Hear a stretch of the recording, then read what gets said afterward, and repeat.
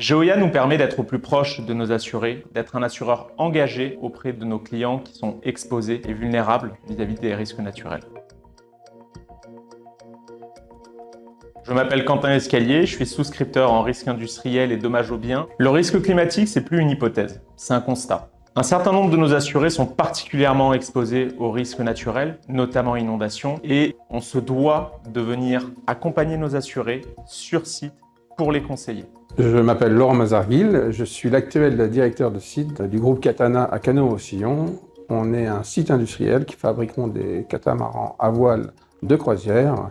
Aujourd'hui, on est entouré effectivement par la mer et par un cours d'eau qui s'appelle la Tête, qui est en amont du site. Et l'actualité très récente prouve que le risque de submersion et d'inondation est très présent sur ce site. Face à l'urgence climatique, l'intérêt pour le dirigeant de faire un diagnostic de vulnérabilité, c'est vraiment de pouvoir sécuriser son activité face à une inondation. Je m'appelle Camille Vignette, je suis diagnostiqueuse et experte en risque naturel. La visite sur site, elle permet notamment de vraiment contextualiser les aléas climatiques, voir les différents niveaux d'exposition qu'il peut y avoir entre les différentes parties du site, les différents bâtiments. Le déroulé d'un diagnostic sur site, il est en 3 étapes. C'est tout d'abord un échange avec les responsables de site pour leur présenter la démarche. On va leur expliquer quels peuvent être les différents scénarios d'inondation qui peuvent se passer et comment ça peut venir impacter leur activité au quotidien.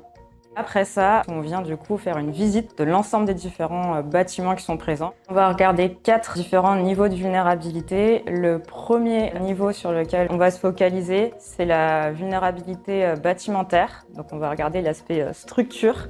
Ensuite, on va regarder aussi la vulnérabilité matérielle. Donc là, c'est plutôt les équipements qui peuvent être présents.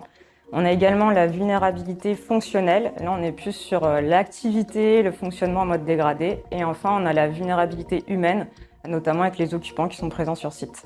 Enfin, on va avoir du coup un débrief avec les interlocuteurs qui sont sur site pour pouvoir leur présenter nos premières conclusions et identifier avec eux des premières pistes de solutions. Donc, lorsqu'on a fini la visite de site, on vient remettre au client un rapport qui est détaillé, qui est simple à comprendre pour un non-expert. Ce rapport, il change la donne pour le client parce qu'il lui explique clairement quel est le scénario d'inondation pour son site.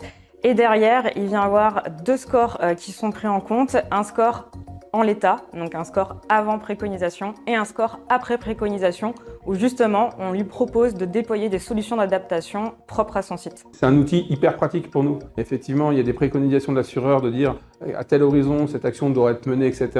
Quels seraient les impacts financiers, etc.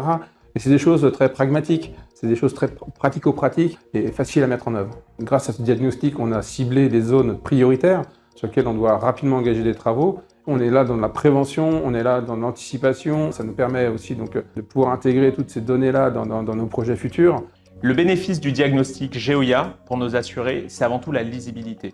Il est concret, ancré dans la réalité et facilitateur de solutions. Geoia nous permet de répondre à la problématique d'assurabilité de nos sites les plus exposés. Ce diagnostic nous permet aussi d'être au plus proche de nos assurés, de les accompagner concrètement et dans la durée. On ne se cantonne plus à un rôle d'indemnisation, mais réellement de partenaire économique au travers de cette action.